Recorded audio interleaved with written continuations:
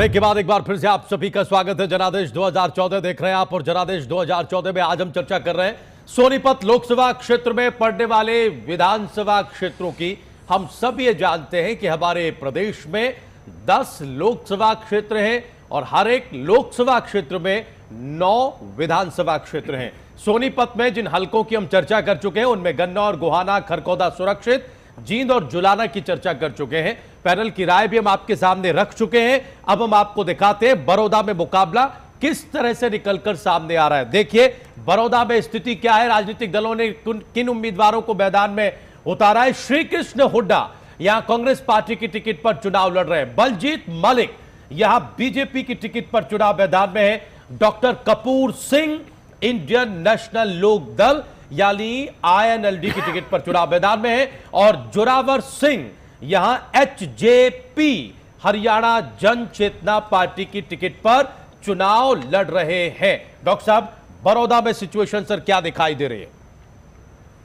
बड़ौदा उसी प्रकार से जाट बहुल एक क्षेत्र है जिसकी अभी जुलाना की जैसे चर्चा हुई जी, परंतु यहाँ कुछ प्रमुख बातें मैं आपकी और सब जो दर्शक देख रहे हैं उनकी सूचना के लिए बताना चाहता हूँ कि दादा बलजीत यानी ये पहले यहाँ मलिक खाप का जो दादा है, दादा मीन चीफ। वैसे हरियाणा में ब्राह्मण को दादा कहकर बुलाया जाता है, परंतु ये पहली खाप है जहाँ जाट को दादा कहते हैं। और इस खाप की एक खासियत ये है कि इनके घर में जो बच्चा पैदा होगा उसको भी दादा कहा जाएगा। वंश अनुगत एक तरह से है। छोटे छोटे बच्चों को वहां मैंने देखा वे दादा ही बोलते हैं।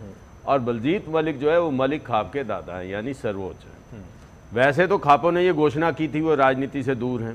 कंडेला खाप और दूसरी खाप इन सब की मीटिंग्स हुई, परंतु जहां तक मेरी सूचना का आधार है मुझे पता है जी कि पूरी की पूरी मलिक खाप ने भारतीय जनता पार्टी को अप्रोच किया था कि हमारे बलजीत सिंह मलिक को गोहाना से टिकट दी जाए। ठीक है। तो गोहाना से नहीं मिली, बड़ौदा से मिल गई जो साथ लगता हुआ क्षेत्र है। वहां पर जाटों की 2 गोत्र बड़े प्रभावशाली हैं। मलिक सबसे ज्यादा संख्या में है, उसके बाद सांगवान हैं। प्रदीप सांगवान जो कृष्ण सिंह सांगवान के बेटे हैं और 2-3 पार्टियां बदल भी चुके हैं, परंतु इस वक्त वो बलजीत मलिक के समर्थन में वहां प्रचार कर रहे हैं। तो मैं समझता हूं बलजीत मलिक की स्थिति जो है दिनों दिन मजबूत होती जा रही है और वहां हुड्डा मजबूत थे, परंतु ये जो राजनीतिक घटनाक्रम बहुत तेजी से बदल रहा है तो कांग्रेस को आघात पर आघात लग रहा है। तो मैं समझता हूं बलजीत सिंह मलिक यहां से जीतने की संभावना भी रखते हैं और इस स्थिति में आते जा रहे हैं। यानी डॉक्टर सर्वदानंद आर्या के मुताबिक जहां तक बड़ौदा विधानसभा क्षेत्र का सवाल है, बड़ौदा हलके का सवाल है,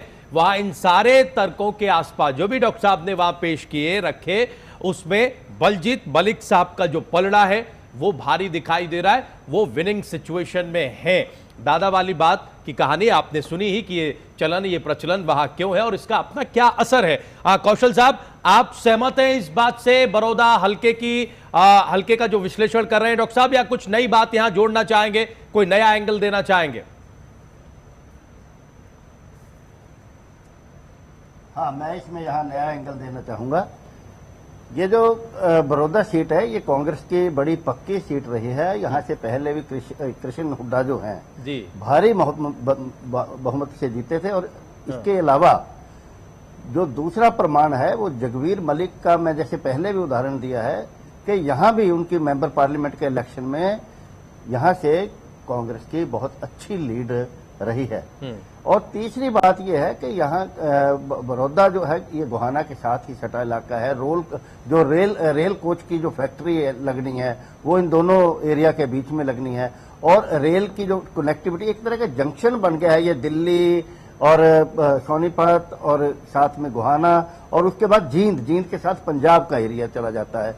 तो एक रेल लाइन का जो लिंक बना है ये इस तरह से काफी काम यहाँ पे, जैसे मैंने पहले भी बताया, काम भी काफी ज्यादा हुए हैं। दूसरा जो जहां तक सर्वदानंद आर्य जी की बात है कि मलिक खाप पंचायत ने ऐसा कहा था, मैं इस थोड़ा डिफर करता हूं इनके आइडिया से। इन्होंने साथ ही एक बात ये भी कही है कि पंचायतों का फैसला हुआ था कंडेला पंचायत और दूसरी पंचायतों का, और दूसरी तरफ इसके विपरीत इन्होंने कहा कि मलिक खाप जो है उसने टिकट मांगी थी दूसरे निर्वाचन क्षेत्र से लेकिन यहां से मिल गई है।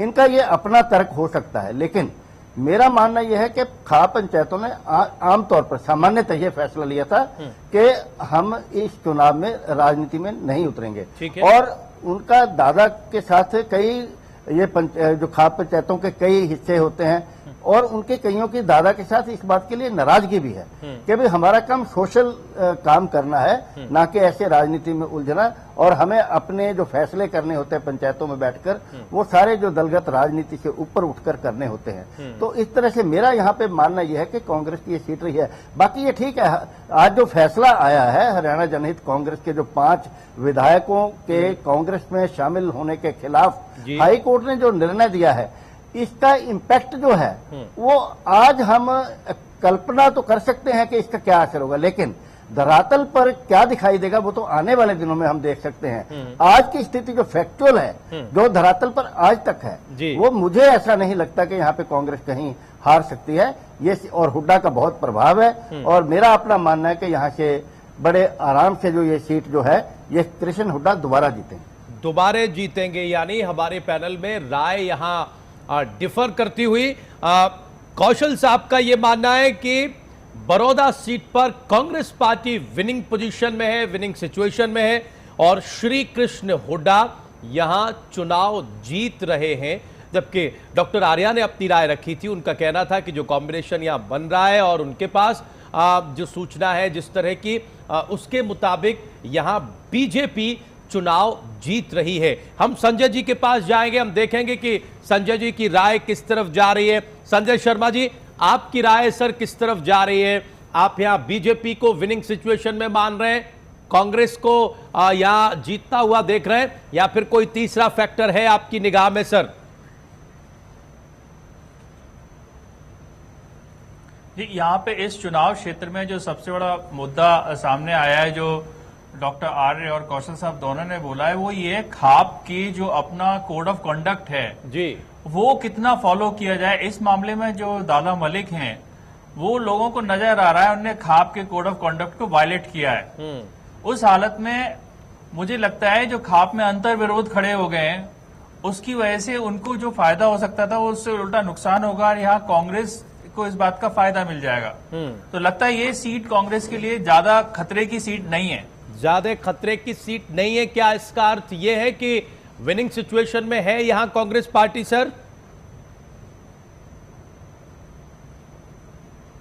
जी हाँ, मुझे ऐसा ही लगता है, आज की जानकारी यही। यानी बड़ौदा पर जो राय है वो कुछ इस तरह से सामने, हमारे 2 पैनलिस्ट ये मान रहे हैं, नरेश कौशल जी और संजय शर्मा, कि बड़ौदा कांग्रेस पार्टी के लिए विनिंग सिचुएशन में है, जबकि डॉक्टर सर्वदानंद आर्या जी का मानना है कि ये बीजेपी के लिए इस बार विनिंग सिचुएशन में दिखाई दे रही है।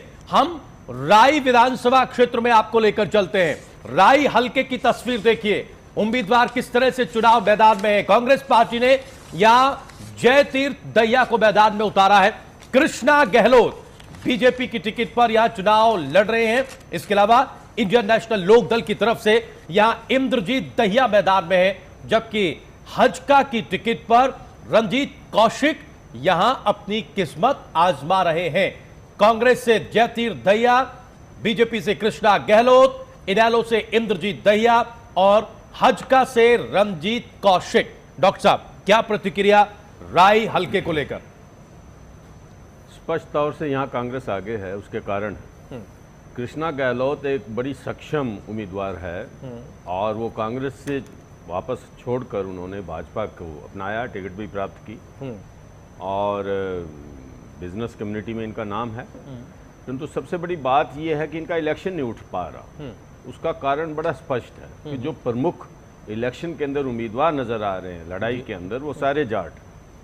तो जाट्स के बीच में जब वोट का बंटवारा हो रहा हो और यदि भाजपा को नॉन जाट वोटों की थोड़ी बहुत अपेक्षा हो और उसको रंजीत कौशिक ब्राह्मणों के वोट ले जाए, मैं समझता हूं कि 10 से 12 हज़ार वोट लेने की क्षमता वो रखते हैं। जहां तक मुझे इनके पुराने अनुभव का प्रश्न है, मेरे पास इनकी सूचना है जी। तो यहाँ पर कांग्रेस उम्मीदवार आसानी से जीतता नजर आ रहा। राय में डॉक्टर साहब के मुताबिक कांग्रेस पार्टी आसानी से विनिंग सिचुएशन में है। डॉक्टर साहब ये मान रहे हैं कि कृष्णा गहलोत अच्छी उम्मीदवार हैं, बड़ी नेता भी हैं, लेकिन इनका चुनाव उठ नहीं पा रहा है और इस कमजोरी का नुकसान कृष्णा गहलोत को हो रहा है। तो आज की तारीख में राई हलके में कांग्रेस पार्टी विनिंग सिचुएशन में डॉक्टर आर्या के मुताबिक। कौशल साहब, सर सहमत है इस बात से या कोई दूसरी स्थिति दिखाई दे रही है राई हलके में आपको? सर मैं इसमें एक दो बातें और जोड़ना चाहूंगा आर्य जी के साथ ही कि जय तीर्थ दहिया जो है, यहाँ पे ये बात नहीं, हमें जरूर उसका उल्लेख करना चाहिए कि यहाँ के बहुत कद्दावर नेता जो कांग्रेस के रिजिक राम शर्मा यहाँ के, वो जय तीर्थ दहिया के पिताश्री थे। तो इस तरह से जय तीर्थ दहिया एक अच्छा खासा उन्होंने, और इसके साथ ही कांग्रेस की जो मैं विकास की मैं बातें एक दो कर रहा हूँ, यहाँ पे मंडी का जो टर्मिनल है फल मंडी का, अब देखिए जो आजादपुर की मंडी है, ऐसा भी सुनने में आया कि वहाँ के व्यापारी लोग जो हैं वो यहाँ पे जो सोनीपत क्षेत्र में जो मंडी इनकी टर्मिनल जो बन रहा है अंतर्राष्ट्रीय स्तर का है, वो वहाँ आकर आजाद मंडी के जो व्यापारी हैं वो यहाँ पे आके बूथ ले रहे हैं, शॉप्स जो है वो लेने जा रहे हैं। तो इस तरह से ये एक विकास के हिसाब से बहुत ज्यादा यहाँ पे काफी अच्छा काम जो हुए हैं वो जय तीर्थ दहिया के पक्ष में जाते हैं। जहाँ तक कृष्णा गहलोत का ताल्लुक है, ये ठीक है, वो ये भी बहुत से लोग जानते होंगे कि भूपिंदर हुड्डा की वो दूर के रिश्तेदार भी हैं, लेकिन अब पहले कांग्रेस में रही हैं और मेरे ख्याल बंसीलाल की पार्टी में ये हबीपा में भी रही हैं, मंत्री भी रही हैं, और फिर अब दल बदल के तीसरी चौथी बार अब ये भारतीय जनता पार्टी की। तो इसका एक इम्पैक्ट तो जाता ही है कि दल बदल कर बार बार जो है, तो इससे उन लोगों को भी जो है थोड़ा दिक्कत आती है जो पक्के भारतीय जनता पार्टी के पुराने कई साल से काम करने वाले लोग हैं। लेकिन इन सब बातों के बावजूद यहाँ पे इंद्रजीत जो दहिया है उनको भी मैं मुकाबले में कम नहीं मानता, लेकिन मैं शॉर्ट में ये कहना चाहूंगा कि मुकाबला यहाँ तिकोना है, और तिकोने मुकाबले में मेरे हिसाब से आज की डेट में मैं कृष्णा दहिया को थोड़ा सा अपर हैंड मानता हूं, लेकिन यहाँ पे दीपेंद्र बहुत मीटिंगें कर चुके हैं और हुड्डा अपने गढ़ को पूरा किलाबंदी करने के लिए बार बार यहाँ आ रहे हैं। हो सकता है कि आने वाले दिनों में वो सिचुएशन को बदल दें और जय तीर्थ दहिया नंबर, देखिए अगर आप मुझे थोड़ा ये छूट देते तो मैं अब ये कहता कि ये मुकाबले में अगर तीनों में से कौन है तिकोने मुकाबले में, तो जय तीर्थ दहिया और गहलावत दोनों बराबर चल रहे हैं, बराबर लेकिन चल रहे हैं। क्योंकि कहना पड़ता है तो वो हम कृष्ण गहलावत को आज की डेट में बराबर का आप दे दें तो ज्यादा, अगर छूट दें तो यहाँ दोनों बराबर चल। ठीक है, कौशल साहब ये कह रहे हैं कि मुकाबला यहाँ आने वाले दिनों में हम बता देंगे क्या। जी सर, कौशल साहब के मुताबिक मुकाबला राई विधानसभा क्षेत्र में, राई हलके में त्रिकोणीय है, बराबर का एक तरह से मुकाबला है। थोड़ा सा कहना इस वक्त मुश्किल है, लेकिन इस सीट पर वो बीजेपी को थोड़ा बढ़त में मान रहे हैं। हालांकि वो ये तर्क भी रख रहे हैं कि हुड्डा साहब ने पूरी ताकत लगाई हुई है, कई बैठकें जो हैं वो उन्होंने यहाँ की हैं और किसी भी कीमत पर वो नहीं चाहते कि ये सीट उनके हाथ से जाए, लेकिन फिर भी बीजेपी यहाँ आज की तारीख में विनिंग कॉम्बिनेशन में दिखाई देती है। कौशल सर के मुताबिक बीजेपी की टिकट पर यहाँ कृष्णा गहलोत चुनाव मैदान में है। संजय जी, आप क्या कहेंगे सर?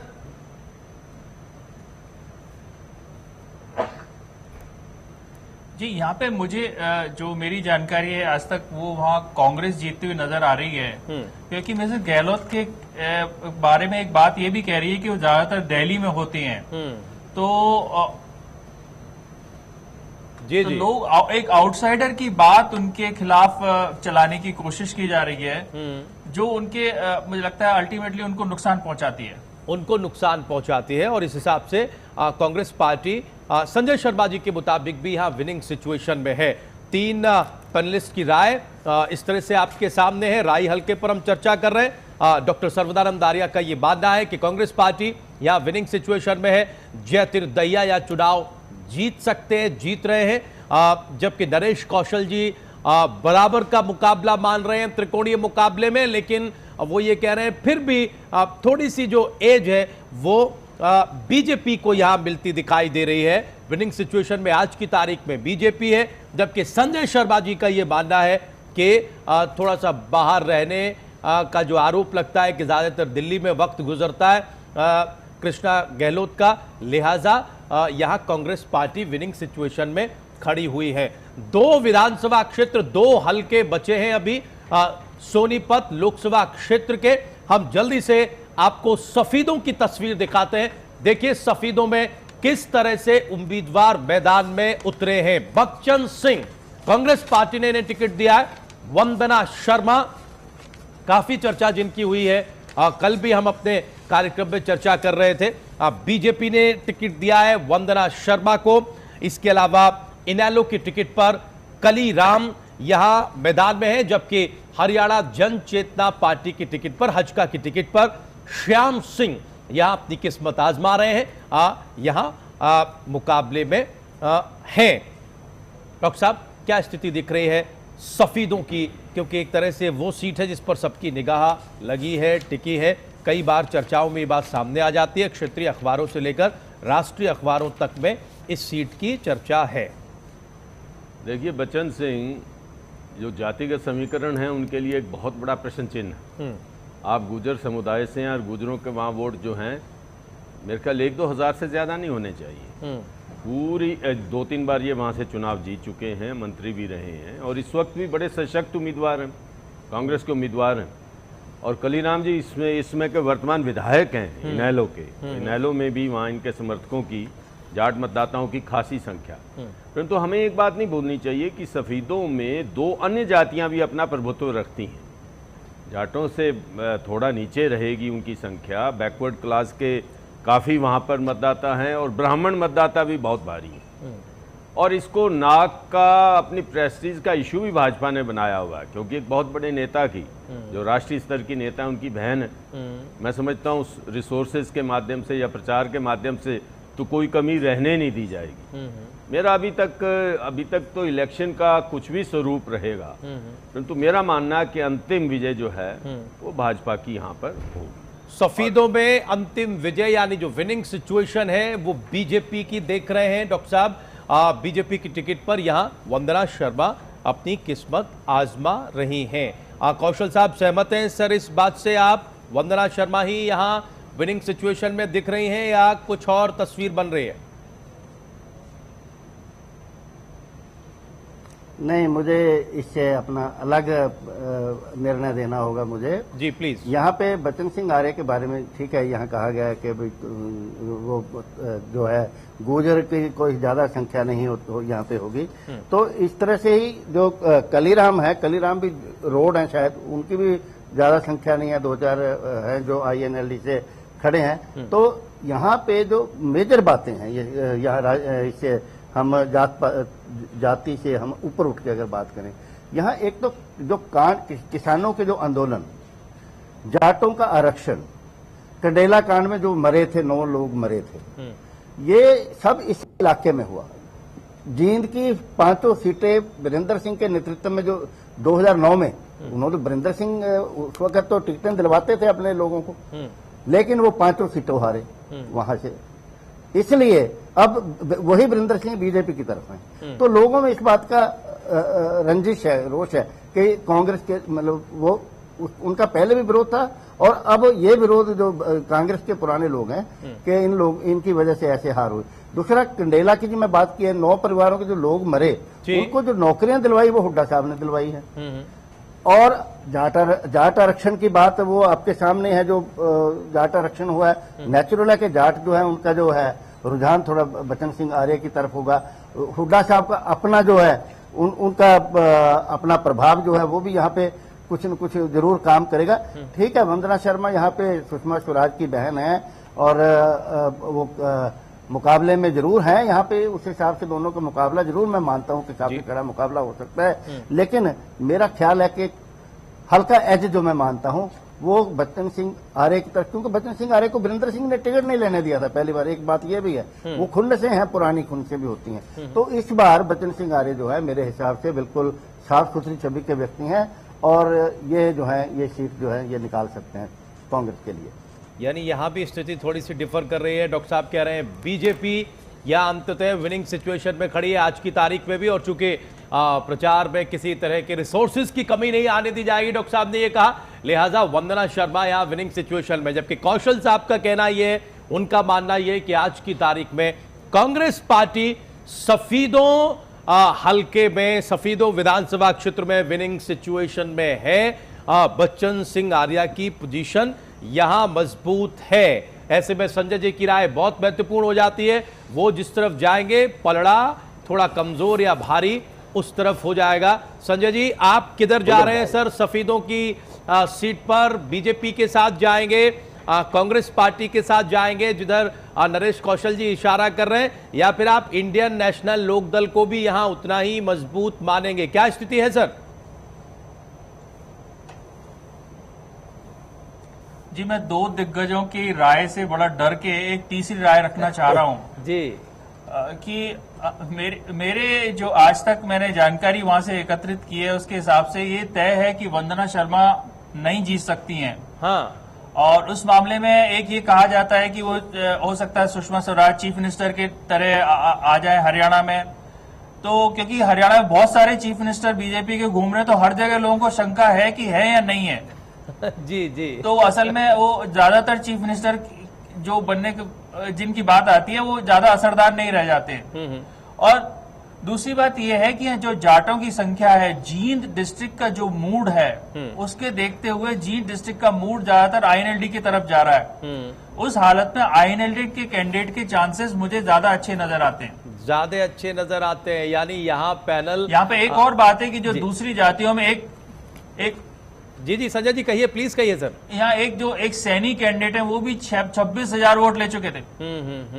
बीएसपी जी। तो फिर हम ये मान लें कि आप विनिंग सिचुएशन। एक और हैं जो फिलंथ्रोपिस्ट हैं, जो काम करते हैं। तो जी नहीं संजय जी, हम ये मान लें आपके मुताबिक सफीदों हल्के में आपके मुताबिक जो विनिंग सिचुएशन है वो आईएनएलडी की आपको नजर आ रही है, हम ये कह सकते हैं, बता सकते हैं अपने दर्शकों को? जी हाँ जी हाँ। यानी सफीदों में स्थिति बड़ी दिलचस्प है। अभी आज सोनीपत सीटों में हमारे पैनल में त्रिकोणीय मुकाबला एक तरह से देखा जा रहा है। ज्यादातर 8-7 सीटें ऐसी हैं जिन पर 1 या 2 की स्थिति है, 2 या 1 की स्थिति है, लेकिन ये सफीदों सीट कुछ ऐसी निकलकर सामने आई है जिस पर हमारे तीनों जो पैनलिस्ट हैं उनकी राय अलग अलग है। डॉक्टर आर्या ये मान रहे हैं कि ये बीजेपी के पास जा सकती है, बीजेपी विनिंग सिचुएशन में है। नरेश कौशल जी ये मान रहे हैं कि ये कांग्रेस पार्टी या विनिंग पोजीशन में है, जबकि संजय शर्मा जी का ये कहना है कि यहां आईएनएलडी विनिंग सिचुएशन में दिखाई दे रही है। इस हिसाब से मुकाबला यहां बेहद दिलचस्प और बेहद त्रिकोणीय हो गया है। हम 19 तारीख को देखेंगे कि सफीदों में क्या होता है। इस बड़े पैनल के साथ हम बैठेंगे। एक सीट अब रह गई है और वो है सोनीपत हल्के की सीट। जल्दी से देखिए सोनीपत में क्या स्थिति है। कांग्रेस पार्टी ने यहां देवराज दीवान को मैदान में उतारा है। बीजेपी की टिकट पर यहां कविता जैन चुनाव लड़ रहे हैं, सुरेंद्र पवार इंडियन नेशनल लोकदल की टिकट पर, जबकि अरुण कौशिक हजका की टिकट पर यहां चुनाव मैदान में हैं। डॉक्टर साहब सोनीपत में क्या स्थिति है? सोनीपत में स्थिति बड़ी विचित्र है। दीवान जी, इनको कभी कांग्रेस की टिकट नहीं मिली और हमेशा कांग्रेस की टिकट मांगते रहे। जब भी इनको कांग्रेस की टिकट ना हुई तो लगभग 2 अवसरों पर इनको आज़ाद उम्मीदवार के रूप में वहाँ की जनता ने जिताया।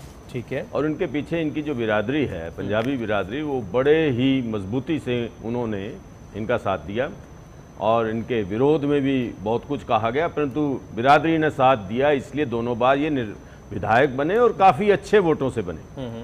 परंतु पिछली बार इन्होंने क्या किया, कांग्रेस का जो पंजाबी विधायक था अनिल ठक्कर, जब उसको टिकट मिली, इनको टिकट नहीं मिली और ये लड़े भी नहीं, तो इनके ऊपर यह आरोप लगा कि इन्होंने कांग्रेसी विधायक जो है उसको, अपनी बिरादरी के कांग्रेसी विधायक को हराने में पूरा सक्रिय सहयोग दिया। अब यह आरोप कितना सच्चा है कितना झूठा है ये तो वहाँ के लोग जाने, परंतु जो वास्तविकता है वो मैं बताता हूँ। कविता जैन भाजपा की कैंडिडेट है, सिटिंग एमएलए है। इनके पति राजीव हरियाणा विकास पार्टी में भी रहे और बाद में आजकल उपाध्यक्ष हैं स्टेट बीजेपी के, बड़े अच्छे प्रचारक हैं और बहुत अच्छा काम करना जानते हैं। एक बात निश्चित है कि देवराज दीवान अब भी पंजाबी बिरादरी के वोट प्राप्त करने में शायद सफल हो जाएं, परंतु फिर कुछ वोटों का वहाँ डेंट है। जो अनिल ठक्कर के वोट हैं, ठक्कर गोत्र के जो वोट हैं, वो देवराज दीवान के खिलाफ जाएंगे। दूसरी तरफ कविता जैन को पूरा वैश्य समाज, पूरा बैकवर्ड समाज और पूरा ब्राह्मण समाज यदि समर्थन दे दे तो यहाँ वो अपनी सफलता को दोहरा सकती हैं। आज के दिन में देवराज दीवान भारी नजर आ रहे हैं आज की तारीख में, परंतु कविता जैन यहाँ से जीतेगी ऐसा मेरा मत है। तो फिर विनिंग सिचुएशन सर हम किसका नाम लें दर्शकों के लिए? जी। हम ये कहें कि डॉक्टर साहब कविता जैन को विनिंग सिचुएशन में मान रहे हैं, या फिर हम ये कहें आपकी तरफ से कि देवराज दीवान यहाँ विनिंग पोजीशन में है? क्या कहें, हम क्या बताएं आपकी राय से? कविता जैन निश्चित रूपेण जीतेगी। और यानी बीजेपी, हाँ, सर बीजेपी बीजेपी सोनीपत हल्के में डॉक्टर साहब के मुताबिक बीजेपी विनिंग सिचुएशन में खड़ी है। हालांकि डॉक्टर साहब कड़ा मुकाबला बता रहे हैं, देवराज दीवान की जो दावेदारी है उसको भी वो हल्का नहीं मान रहे हैं, लेकिन जहां तक विश्लेषण का सवाल है, विनिंग पोजीशन की स्थिति है आज की तारीख में, ये स्थिति कविता जैन के साथ है, बीजेपी के साथ है। हाँ कौशल साहब, सर आपको क्या स्थिति दिखाई दे रही है सोनीपत हल्के में सर?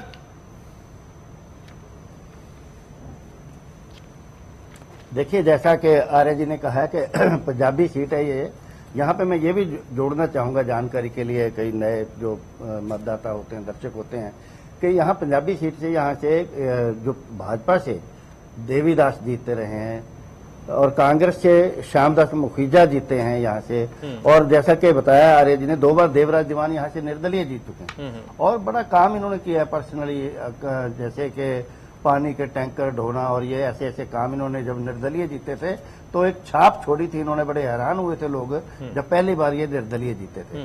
खैर, अब जो पोजीशन जैसे कविता जैन की जो बता रहे हैं ये ठीक है, कविता जैन एक साफ सुथरी छवि की महिला है और राजीव जैन उनके पीछे जो ताकत है उनके पति हैं, और जो कि मीडिया एडवाइजर भी रहे बंसीलाल चौधरी, बंसीलाल जब अभी पीछे मुख्यमंत्री रहे हैं, तो यहाँ पे काफी मुकाबला बड़ा मतलब रोचक होगा, बड़ा जोरदार मुकाबला होगा जी। लेकिन मेरा अपना मानना है कि वही विकास की मैं जो बात करूंगा यहाँ पे, एक मैं जो कुंडली मानेसर और पलवल जिसको हम केएमपी एक्सप्रेस वे भी बोलते हैं, वो एक ऐतिहासिक, एक बहुत ही मतलब जो अचीवमेंट मानी जा सकती है, जो एक पास बना है रास्ता बहुत लंबा बाहर से जो निकाला है, इस तरह से यहाँ। और दूसरे जैसे मैंने महिलाओं के लिए यूनिवर्सिटी और ये जो आसपास यहाँ पे सारी चीजें बनी हैं, और मंडी का है, टर्मिनल का, तो ये सारी चीजें कुल मिलाकर देवराज दीवान के मेरा हिसाब बनता है कि उनका पलड़ा कुछ ना कुछ भारी हो सकता है। यानी नरेश कौशल जी के मुताबिक देवराज दीवान साहब का पलड़ा या भारी है, विनिंग सिचुएशन में देवराज दीवान दिखाई दे रहे हैं। संजय जी, आपके मुताबिक सर क्या कुछ नई स्थिति बन रही है यहां पर?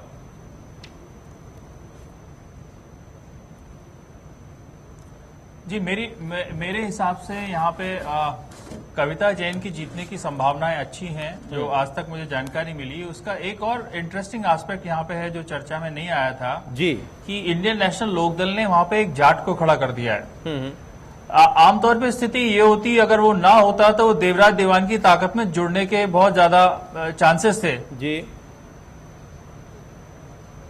लेकिन वो अब जब अलग से एक जाट को जाट वाला ऑप्शन मिल गया है तो देवराज तो वो उनका जो दायरा है वो सीमित हो जाएगा, और कविता जैन जैसा मोमेंटम बन रहा है अर्बन एरियाज में बीजेपी के लिए, उसका लाभ कविता जैन को मिलेगा, उसका लाभ कविता जैन को मिलेगा। और संजय शर्मा जी के मुताबिक सोनीपत हल्के में कविता जैन जो बीजेपी की टिकट पर मैदान में है वो विनिंग सिचुएशन में है, यानी यहां कॉम्बिनेशन जो है वो 2-1 का निकलकर सामने आ रहा है। हमारे 2 पैनलिस्ट कह रहे हैं कि यहां बीजेपी विनिंग सिचुएशन में है, जबकि हमारे एक मेहमान कह रहे हैं, हमारे एक पैनलिस्ट कह रहे हैं कि यहां कांग्रेस पार्टी विनिंग सिचुएशन में। आज हमने सोनीपत लोकसभा क्षेत्र में आने वाले विधानसभा क्षेत्रों की चर्चा की। हमारी इस खास पेशकश में आज के लिए बस इतना ही। सभी मेहमानों का बहुत बहुत धन्यवाद, बहुत बहुत शुक्रिया आने के लिए और इस चर्चा में शामिल होने के लिए। लेकिन आप लोग कहीं जाइएगा नहीं, एक छोटे से ब्रेक के लिए यहां रुक रहे हैं।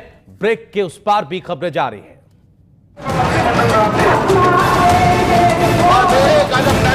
बधाई देता हूं, अभिनंदन देता हूं।